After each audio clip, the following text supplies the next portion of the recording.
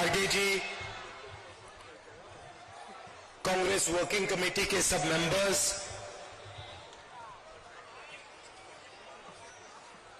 PCC president साहब, CLP leader, chief ministers, stage पे Congress party के वरिष्ठ नेता, भाइयों और बहनों, प्रेस के हमारे मित्रों, आप सबका यहां बहुत बहुत स्वागत, नमस्कार।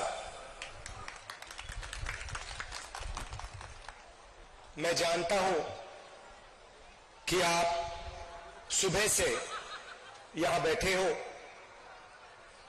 दिल्ली में फॉग के कारण हमारी फ्लाइट, खारगे जी की फ्लाइट डिले हो गई, इसीलिए हम समय पर नहीं आ पाए।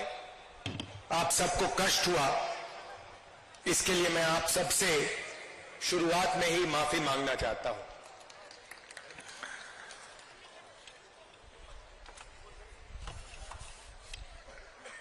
जून को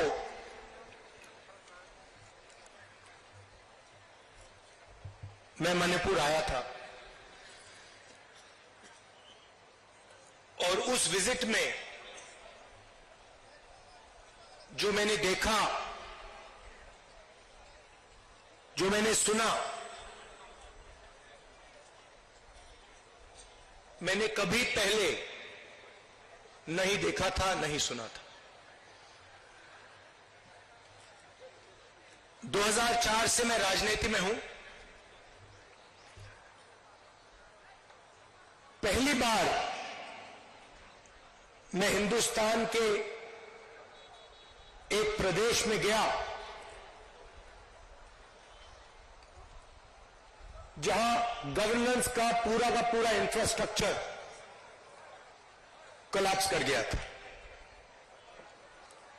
जिसको हम मणिपुर कहते थे, 29 जून के बाद वो मणिपुर रहा ही नहीं, बट गया। कोने कोने में नफरत फैली, लाखों लोगों को नुकसान हुआ, भाई बहन, माता पिता आंखों के सामने मरे। और आज तक हिंदुस्तान के प्रधानमंत्री मणिपुर में आपके आंसू पोंछने, आपसे गले लगने, आपका हाथ पकड़ने नहीं आए। शर्म की बात। शायद नरेंद्र मोदी जी के लिए, बीजेपी और आरएसएस के लिए मणिपुर हिंदुस्तान का भाग ही नहीं है। आपका जो दुख है, आपका दर्द है, वो उनका दुख, उनका दर्द नहीं है। पिछले साल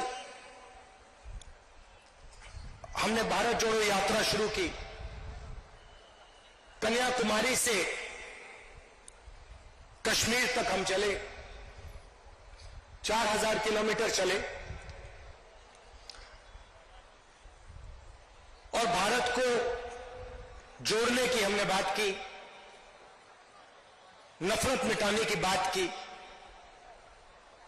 एक धर्म को, एक जात को दूसरी जात से मिलाने की बात की और बहुत अच्छा रिस्पांस मिला। लाखों लोगों से बातचीत की, उनका दर्द सुना।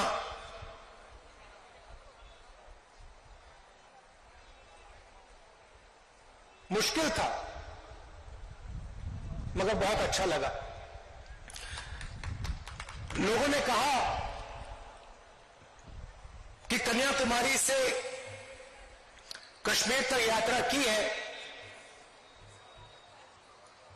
तो फिर ईस्ट से वेस्ट में यात्रा होनी चाहिए। और मैं चाहता था कि जैसे हमने पैदल यात्रा की कन्याकुमारी से कश्मीर, वैसे ही हम ईस्ट से वेस्ट पैदल यात्रा करें।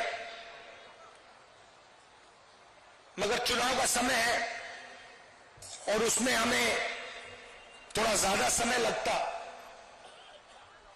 इसलिए कांग्रेस पार्टी ने हमने निर्णय लिया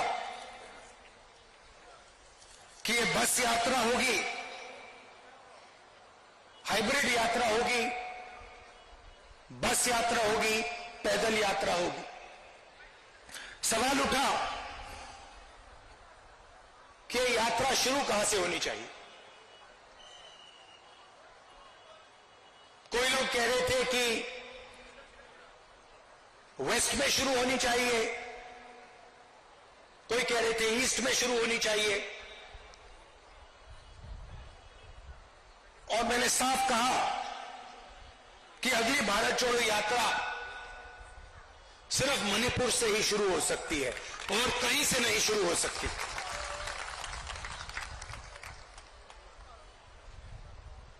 मणिपुर बीजेपी की जो राजनीति है, बीजेपी की नफरत, आरएसएस की नफरत, उनका जो दृष्टिकोण है, उस विचारधारा का मणिपुर एक चिन्ह है। जो आपने यहां खोया, जो मेरे भाई ने बस के ऊपर कहा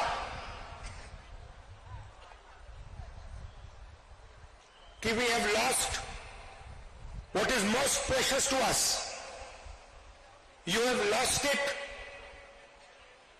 because of the ideology of the BJP, because of the politics of the BJP, because of the hatred that the BJP and the RSS spread in their politics. I was listening to my brother when he was saying we have lost what we valued. And I was thinking to myself, yes, you have lost what you have valued, but we will find what you valued once again and bring it back to you. We understand, all of us on the stage, understand the pain that the people of Manipur have been through. We understand the hurt, the loss, the sadness that you have been through.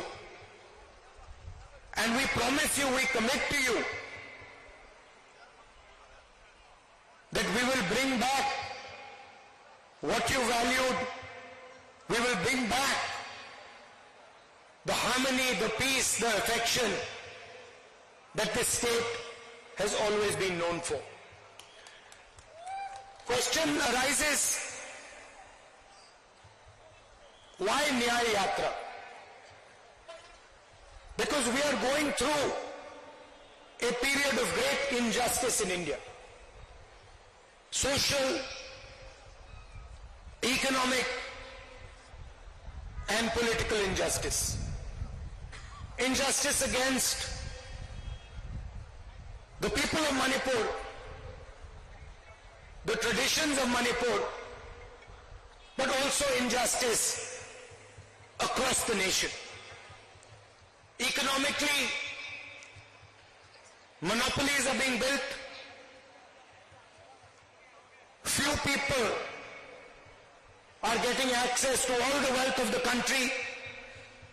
One or two businesses have their fingers in everything, and the large majority of businesses, small and medium businesses, are being destroyed. Huge level of unemployment, massive price rise is what the whole of India is facing. On the social side, the large mass of India's people,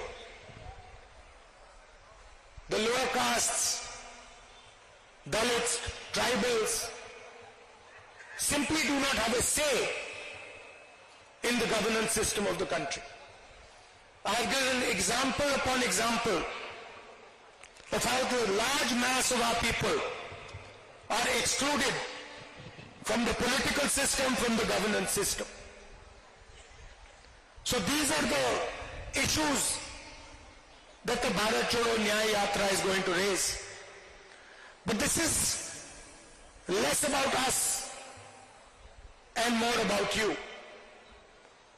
Bharat जोड़ो यात्रा में हम सुबह शुरू करते थे, 6 बजे शुरू करते थे और 7 बजे रात तक हम चलते थे. हमारा भाषण 20-25 मिनट का होता था. शाम को हमारा एक भाषण होता था, मगर 7-8 घंटे हम आपकी बात सुनते थे, किसानों की, मजदूरों की, छोटे दुकानदारों की, महिलाओं की, युवाओं की.